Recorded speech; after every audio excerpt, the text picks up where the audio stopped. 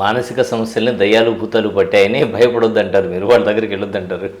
ఖచ్చితంగా అండి. ఈ రోజుకి కూడా ఇంత మారుతున్నటువంటి ఒక సమాజంలో, ఇంత ఆధునిక సమాజంలో, ఇంత విద్యా విధానాలు మనం మనం చూస్తున్నటువంటి సందర్భాల్లో కూడా ఈ రోజుకి కూడా మానసిక ఆరోగ్యం పట్ల చాలా ఇది ఉంది.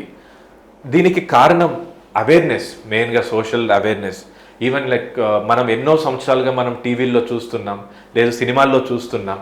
ఎప్పుడు కూడా మనం సినిమాలకు వెళ్ళినటువంటి సందర్భంలో ఆల్కహాల్ గురించి కానీ, లేదంటే స్మోకింగ్, లేకపోతే ఈ టొబాకో చీవింగ్ గురించి అవేర్నెస్ వస్తుంది. కానీ మానసిక ఇంకా ఎక్కువటువంటి డిసీజ్ బర్డన్ ఉన్నటువంటి ఒక మానసిక ఆరోగ్యం పట్ల అటు గవర్నమెంట్స్ కానీ, ఇటు సొసైటీ కానీ ఇంకా కూడా అవగాహన పెంచుకోవాల్సినటువంటి అవసరం ఉంది. ఇప్పటికి కూడా ఇంకా ఇదేదో దెయ్యం లేదంటే భూతం చేతబడి చేశారు అనే ఒక ఇది ఉండడం చేత అటు ట్రీట్మెంట్కి వాళ్ళు దూరం అవుతున్నారు, ఆర్థికంగా కూడా నష్టపడుతున్నారు. దాని ద్వారా వాళ్ళ యొక్క విలువైనటువంటి ఒక భవిష్యత్తుని కూడా ఆ యొక్క మానసిక సమస్యలతో బాధపడుతున్న వాళ్ళు కోల్పోతున్నారు. చాలా రకాలుగా కూడా ఈ రోజుకి కూడా సమాజంలో అటువంటి ఉంది. మా సైకియాట్రిస్టుల పట్ల బాధ్యత ఉంది. అలానే గవర్నమెంట్స్ కానీ, ఎన్జిఓస్ కానీ కూడా ఈ యొక్క బాధ్యత తీసుకొని అవేర్నెస్ తీసుకురావాల్సిన అవసరం ఎంతో ఉందండి.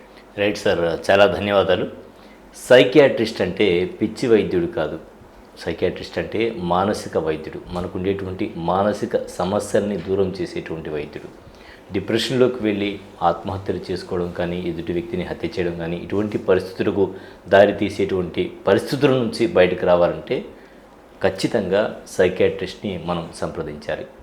అలాగే మనకు ఉండేటువంటి సమయంలో తీసుకుంటే కొంత సమయం మన పిల్లలతో వెచ్చించాలి. దానివల్ల వాళ్ళకు ఉండేటువంటి బాధలు చెప్తారు. సో బాగున్నావా నాన్న, బాగున్నావా ఫ్రెండ్ అని అడగడం వల్ల ఫ్రెండ్ యొక్క సమస్యలు దూరం చేస్తాడు. సో మనసు విప్పి మౌనం వీడి మాట్లాడుకోవాలి. అప్పుడే మనం ఈ సమాజంలో మనుగడ సాధించగలం. ఇదే చెప్తున్నారు సుబ్రం సన్నపరెడ్డి. ఏదైనా మానసిక సమస్యలు ఉంటే తప్పకుండా వైద్యుల్ని సంప్రదించండి. ఇది పిచ్చి అంటారు లేదా మెంటల్ అంటారు అనేటువంటి ఏదైతే ఒక వర్డ్ ఉందో ఆ మెంటల్ అనేటువంటి భావన నుంచి పక్కకు రండి. మీ మానసిక సమస్యలు దూరం చేసుకునేటువంటి బాధ్యత మీదే.